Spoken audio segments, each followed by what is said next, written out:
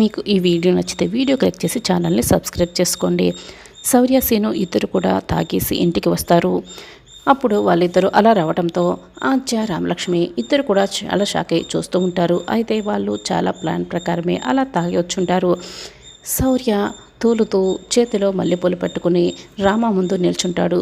ఏంటి సార్, నా కోసం మల్లెపూలు తీసుకొచ్చారా అని అడుగుతూ ఉంటుంది. నేను నీకోసం మల్లెపూలు తీసుకొచ్చాను కదా, అందుకే అవి చూసి మండినట్లుంది, అందుకే చాలా ఉందిలే అని శౌర్య అంటాడు. అవును, మీరు నా కోసం ప్రేమగా మల్లెపూలు తీసుకొచ్చారు కదా, మల్లెపూలు గురించి వాళ్ళకేం తెలుసులే అని రామలక్ష్మి అంటుంది.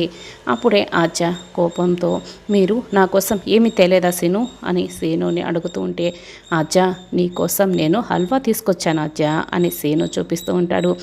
రామలక్ష్మి కులుకోవాలని ఆద్య సీనుతో చాలా క్లోజ్గా మూవ్ అవుతుంది. ఓ, నా భర్త నా కోసం హల్వా తీసుకొచ్చాడు అని రామలక్ష్మి వినేలా గట్టిగా చెప్తూ ఉంటుంది.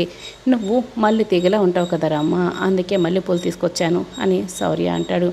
సరే మీరే పెట్టండి సార్, కోతికి ఏం తెలుసులే మల్లెపూల గురించి అని రామలక్ష్మి ఆద్యను ఉద్దేశించి చెప్తూ ఉంటే, ఆ కొండముచ్చికి ఏం తెలుసులే హల్వా గురించి, నువ్వు తినిపించు సీను అని ఆద్య స్వీట్ని తినిపించుకుంటూ ఉంటుంది. అప్పుడే ఉన్నట్లుండి కరెంటు పోతుంది. ఉండండి సార్, నేను వెళ్ళి క్యాండిల్ తీసుకొస్తాను అని రామ వెళ్తుంది. నేను కూడా తీసుకొస్తాను అని ఆద్య వెళ్తుంది.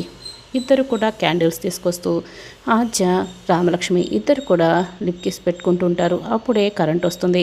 చిచ్చి, ఏంటి నీ భర్త అనుకొని నువ్వు నన్ను ముద్దు పెట్టుకుంటున్నావా అని మళ్ళీ వాళ్ళిద్దరు కూడా గొడవ పట్టుకుంటూ ఉంటారు. వీళ్ళేంటి మనకు ముద్దులు పెట్టుకుంటా వాళ్ళకు వాళ్ళు ముద్దులు పెట్టుకుంటున్నారు అని శౌర్య సీను ఇద్దరు కూడా షాకింగ్గా అలాగే చూస్తూ ఉంటారు. చిచి అని మళ్ళీ వాళ్ళిద్దరూ ఆద్య రామలక్ష్మి ఇద్దరు కూడా గొడవ పడుతూ ఉంటారు. శౌర్య సీను అబ్బా వీళ్ళు మళ్ళీ మొదలు పెట్టారే అని తల పట్టుకుంటారు.